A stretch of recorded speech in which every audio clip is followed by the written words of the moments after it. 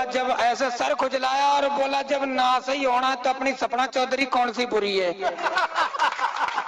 वाह वाह वाह। हमारे पास बैठे हैं भाई श्री कुलदीप शुक्ला जी, बहुत संस्कारी व्यक्ति है।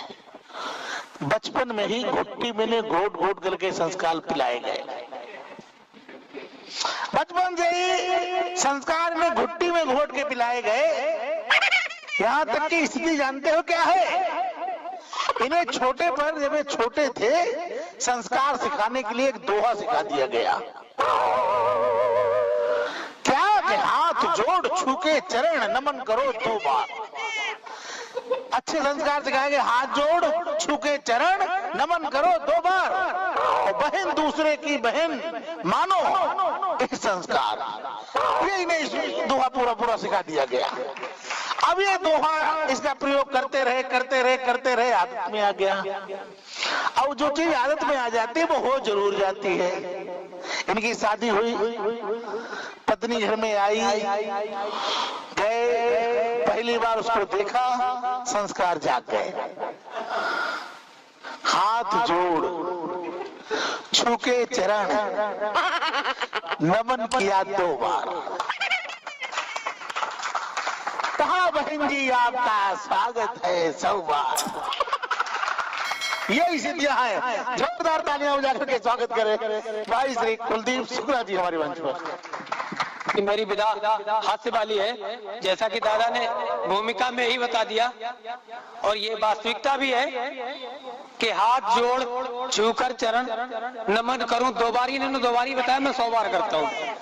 लेकिन मां नारी शक्ति को कम से कम 1 जरीब दूर से।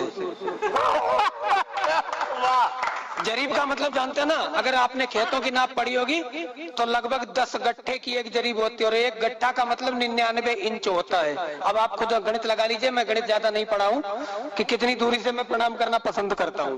वाह। तो जब इतनी दूरी से, उसका कारण है सन 2011 में मैं करीब गया था।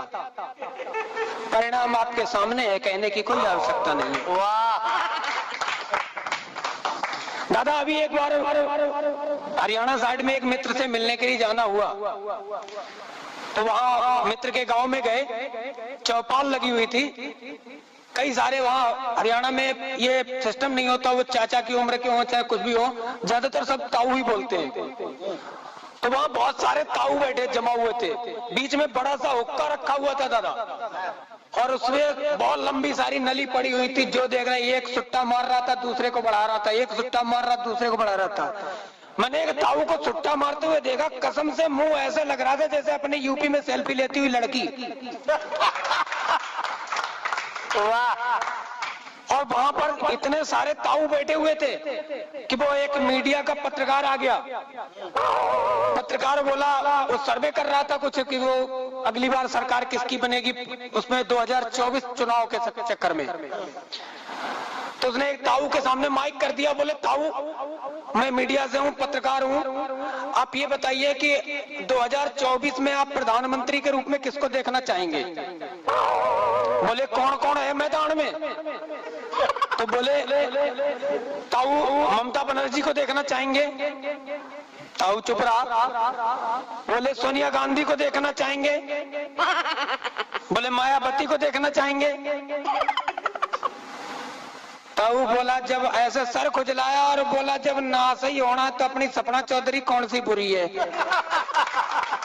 वाह वाह वाह। थोड़ी देर में ताऊ ने अजीबो गरीब हरकतें भी कर देते हैं ये ताऊ लोग। दूसरा एक ताऊ था, एक बार बीमार पड़ गया, पेट में कुछ प्रॉब्लम थी, दर्द वर्द हो रहा था। डॉक्टर के पास गए, डॉक्टर ने कहा, नर्स से कहा इसको बेंच पे लिटाओ और इसका चेकअप करो, आला लगाओ पेट में क्या प्रॉब्लम है। ताऊ के उसने नर्स ने आला लगाया। आला लगाने के बाद बोली ताऊ जोर से सांस लो। ताऊ ने सांस खींची, बोला भाई मजा आ गया, कौन सा परफ्यूम लगा के आई है। तो ऐसे हैं हमारे हरियाणा के ताऊ।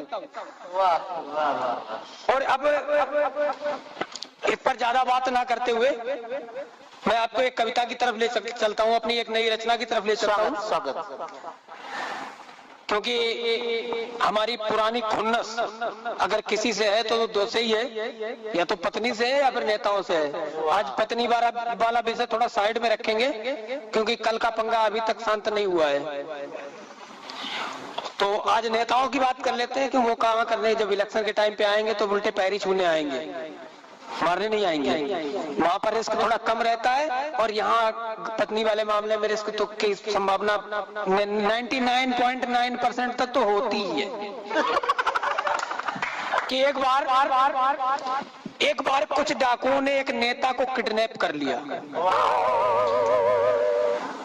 और उनके बेटे को फिरौती के लिए फोन भी कर दिया। एक बार एक नेता को कुछ डाकुओं ने किडनैप कर लिया और उसके बेटे को फिरौती की रकम के लिए फोन भी कर दिया। वो बोला कि तेरा बाप तो बहुत बड़ा नेता है, तेरा बाप तो बहुत बड़ा नेता है, बोल इसकी फिरौती के 40 लाख देता है। बोला इसे तो मैं बिना फिरौती के बिल्कुल नहीं छोड़ूंगा, और 2 दिन में छुड़ा लियो, नहीं तो 5,000 पर डे एक्स्ट्रा जोड़ूंगा। अब नेताजी का बेटा भी राजनीतिक माहौल में पड़ा बला था, नेताजी का बेटा भी राजनीतिक माहौल में पला और बड़ा था, और ये अतरंगी चालें और ये उठा पटक का आइटम खूब चला था। वो बोला कि 40 लाख तो क्या, मैं तुझे 40 पैसे भी नहीं दूंगा, और तू मेरे पांव छूकर भी इसे वापस करने आएगा तो भी वापस नहीं लूंगा। बोला तुझे क्या पता, तुझे क्या पता इसके साथ मेरे ऊपर क्या क्या बीतता है। ये ससुरा ऐसी पार्टी से जुड़ा है, एक भी चुनाव नहीं जीतता है। वाह वाह वाह वाह वाह, ऐसी पार्टी से जुड़ा है कि एक भी चुनाव नहीं जीतता है। बोला इसके साथ रहकर तो मेरे राजनीतिक कैरियर पर भी कोरोना चढ़ रहा है, और अब इसे तो तू ही रख ले, मेरे को तो पेट्रोल से भी महंगा पड़ रहा है। और बोला मैं इसका लेके करूंगा भी क्या, मैं इसका लेके करूंगा भी क्या, मेरी तो पार्टी में ऐसे ही अच्छी चल रही है। और हाँ बेटा अपना ख्याल रखियो, इसके खिलाफ सीबीआई जांच भी चल रही है। वाह। अब नेता के बेटे ने जब ये जवाब दिया तो नेता के बेटे की बात सुनकर किडनैपर का हौसला एकदम टूट गया। नेता की बेटे की बात सुनकर किडनैपर का हौसला एकदम टूट गया, और परिणाम ये हुआ कि अगले ही दिन नेता बिना फिरौती के छूट गया। अब बाप को घर आया देखकर नेता का बेटा मुस्कुराया, और इस बार इसने खुद ही उस किडनैपर को फोन लगाया। बोला अबे तू तो बड़ा टुच्चा खिलाड़ी है, 2 दिन भी नहीं खेल पाया, और हमारे एक ही राजनीतिक हथकंडे को तू नहीं झेल पाया।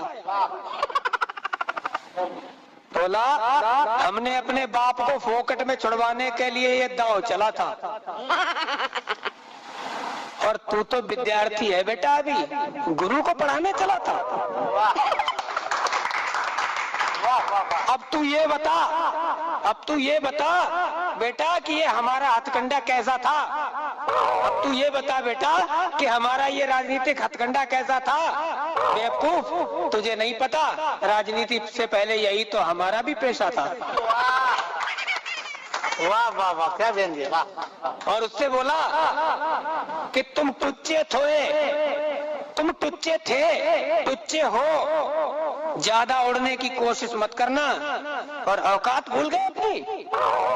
नेताओं से बड़े गुंडे और डकैत बनने की कोशिश कभी मत करना, नेताओं से बड़े गुंडे और डकैत बनने की कोशिश कभी मत करना। वाह वाह वाह वाह।